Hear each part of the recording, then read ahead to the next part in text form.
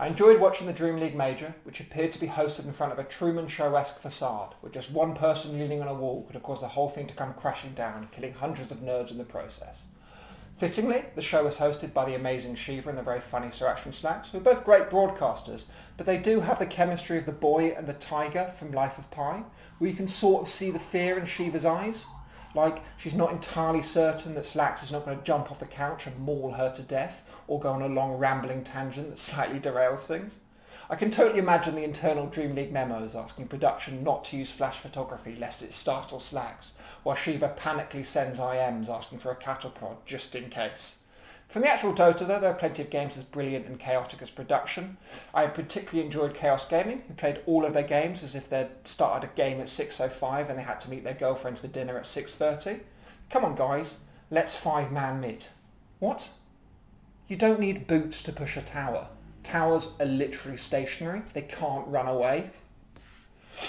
The Rise of the East was the other key story of the event, with more fine china on display than in my grandmother's living room, with Keen Gaming looking impressive in a 2-1 upper bracket victory over Evil Geniuses, with only a complicated registration process stopping me from dropping all of my Patreon money on them winning the whole thing. So praise be to Betway's incompetence, because like a takeaway, they were initially satisfying but then stodgy and stale, and to be honest there was far too much sauce, and they crashed out with a 4 straight sub 45 minute losses. Vici Gaming fared much better, and they were spurred on by their coach ROTK, who has the exact same energy as a divorced dad at a sports day, screaming at his son to just fucking run faster, and running onto the field to punch the referee in the face. I do strongly get the sense that if he could, ROTK would like to sit behind his team in a big tennis umpire's chair, pushing the Arkeys himself with a big stick, and moving their mice around with a complex series of pulleys. I'm not entirely sure who funds the OpenAI work to teach robots to play Dota, but I'd not be surprised if it turned out to be ROTK himself, as a part of a project to create a group of players that won't even ask to hold the trophy after they win. Team Liquid struggled, and to be honest they were knocked out in last place by Chaos Gaming, who were already getting their coats and telling their girlfriends they were on their way. And Kuroki looked devastated, I think.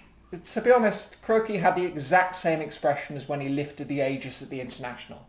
And trying to analyse that man's mood is like doing a Where's Wally book, where instead of trying to find some twat in a hat, you're trying to find a genuine expression of emotion on a man's face.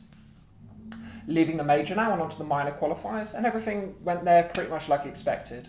The CIS region sent their 4th different partner to Virtus.pro to the major, who are very much like the Henry VIII of Dota teams, except rather than beheading their companions every time, they just get knocked out in the first round.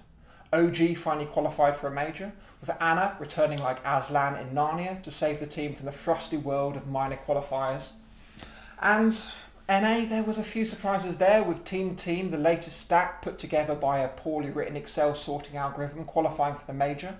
And everybody was very surprised, describing it as a great underdog story, as if Eternal Envy, one of the most successful carry players of all time, is a terminally ill child, placed there by the Make-A-Wish Foundation, as he told the nice people there that his greatest dying wish was to play in a North American stack with IX Mike.